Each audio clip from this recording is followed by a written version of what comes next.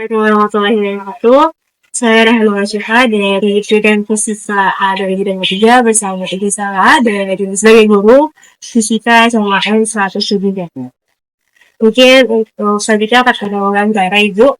Jadi pertanyaan yang pertama mengenai bagaimana Ibu merancang perencanaan pembelajaran fisika sebelum memulai proses belajar mengajar. Iya.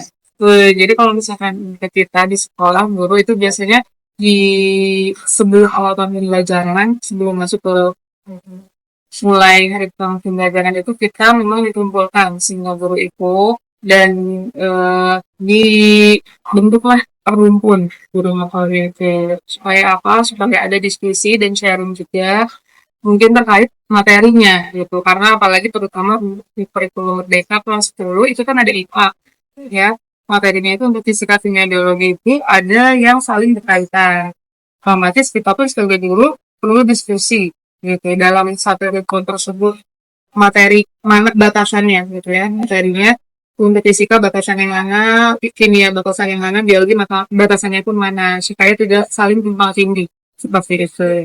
Nah kemudian setelah menentukan sejauh mana batasan materinya lalu kita tentukan juga kedalaman materinya untuk setiap bar. Lalu kita juga menghitung jumlah waktu efektif dalam 1 tahun itu untuk menentukan juga berapa pertemuan yang diperlukan untuk menyelesaikan satu materi seperti itu.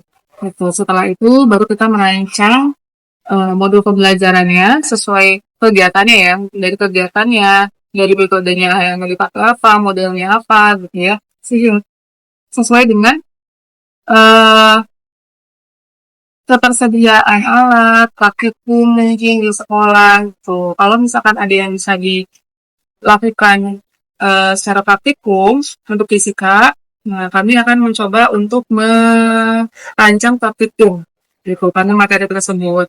Bila misalkan ternyata alat dan bahan praktikumnya tidak tersedia, kami juga merancang dengan menggunakan bantuan lain seperti media simulasi pad gitu ya. Mungkin kalau anak mahasiswa tetap pasti tahu gitu. Nah, tapi kita juga tidak melulu praktikum gitu ya untuk kelas 10 karena kelas 10 juga materinya eh lebih banyaknya terkait teori gitu kan ya. Itu salah satunya untuk merancang pembelajaran. Selanjutnya mungkin selanjutnya ada bagaimana Ibu mengatur jadwal dan mengorganisasi kegiatan pembelajaran fisika agar berjalan secara efektif. Nah, supaya pembelajaran bisa berjalan lebih efektif, jadi biasanya kalau saya di awal pertemuan itu membuat dulu kesepakatan kelas dengan anak-anak di kelas gitu. Kayak apa supaya mereka paham aturan apa yang harus mereka taati ketika belajar fisika. Gitu. Kalau misalkan mereka tidak bisa menaati, mereka bisa mendapat sanksi sesuai dengan kesepakatan yang dibuat mereka sendiri gitu. Jadi bukan saya yang membuat, tapi anak-anaknya sendiri yang membuat kesepakatan kelas tersebut.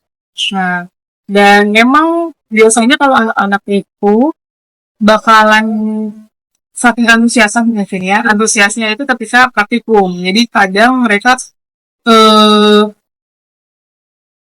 lebih ribet gitu ya ketika praktikum. Nah itu mungkin perlu pengelolaan yang lebih lagi kalau misalkan praktikum. Jadi kita pun sebagai guru harus siap untuk mengawasi, mengontrol siswa ketika praktikum. Kalau misalkan memang kita mau menyelenggarakan praktikum. Oke. Ya. Selanjutnya, bagaimana cara Ibu memberikan pengarahan kepada siswa selama proses pembelajaran fisika ini? Benar. Nah, itu pasti di awal pembelajaran. Kalau misalkan saya ingin contohnya mau melakukan praktikum, berarti saya akan menjelaskan di awal instruksinya. apa kegiatannya, apa yang akan dilakukan hari ini, dan apa saja yang harus dilakukan, apa yang tidak boleh dilakukan. Eh, itu juga harus memberitahu juga apa ya, bukan tentang lah. Jadi yang tidak boleh dilakukan sama praktikum supaya praktikumnya aman dan selamat, lancar. Itu nantinya di awal aja sih. Tapi memang perlu diingatkan juga di setiap beberapa menit sekali mungkin kita tetap harus mengecek anak-anak. Selanjutnya, bagaimana Ibu melakukan kontrol terhadap biaya pembelajaran siswa di PS? Nah, itu karena tadi di awal sudah ada kesepakatan kelas, jadi mereka pun eh, tahu gitu ya, paham ketika saya mulai mereka ribut, tidak bisa mengikuti pembelajaran, saya kasih peringatan 1 kali terkait kesepakatan kelas, mereka pun langsung bisa tertib kembali gitu. Kalau misalkan tapi kan gitu ya, bisa lebih menyerap lagi pembelajaran. Selanjutnya, bagaimana cara Ibu memberikan umpan balik atau feedback kepada siswa secara lisan maupun tulisan, dan bagaimana sih peran Ibu sendiri untuk mungkin dengan teknologi ya untuk membantu prosesnya sangat. Iya. Kalau feedback biasanya kita bisa melakukannya saat proses pembelajaran maupun ketika setelah pembelajaran gitu ya. Feedbacknya bisa langsung saat mungkin ketika ada tanya jawab di kelas, kita kasih masukan, lalu kita kasih juga ujian juga. Kalau misalkan dia menjawab betul, kalau misalkan dia kurang tepat, kita juga tetap uji supaya dia tidak patah semangat, tidak malu juga, tidak jadi down, dan jadi tidak mau lebih aktif lagi dari sebelumnya gitu.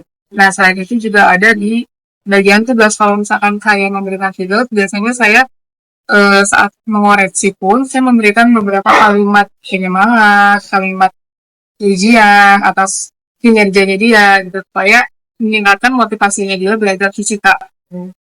Saya titipkan juga kadang pesan-pesan yang ingin saya sampaikan itu ketika saya koreksi gitu. Jadi kalau melihat buku catatan anak-anak di sini yang saya ajar itu pasti keluar catatannya banyak gitu. Jadi saya kayak curhat juga gitu. Di luakannya di situ. Oke. Terima kasih ya, Ibu. Mungkin pengetahuan saya tuh kan dari sini ada modul ajarin yang harus bisa ada masukan atau pemirsa. Iya. Setelah saya membaca modulnya, untuk poin-poinnya, ini sudah mencakup modul ajar yang biasanya ada gitu ya, yang sesuai ketentuan gitu. Dari mulai informasi umum, terus juga capaian pembelajarannya ada, lalu kompetensi awalnya, profil kaidah Pancasilanya, karena kita masih menggunakan kurikulum ini semuanya sudah lengkap sih kalau menurut saya ya. Dan kegiatannya juga sudah sesuai dengan sintaks yang diminta. Lalu asesmen juga ada sih kalau misalkan menurut saya sudah sesuai tidak dengan kebaikan.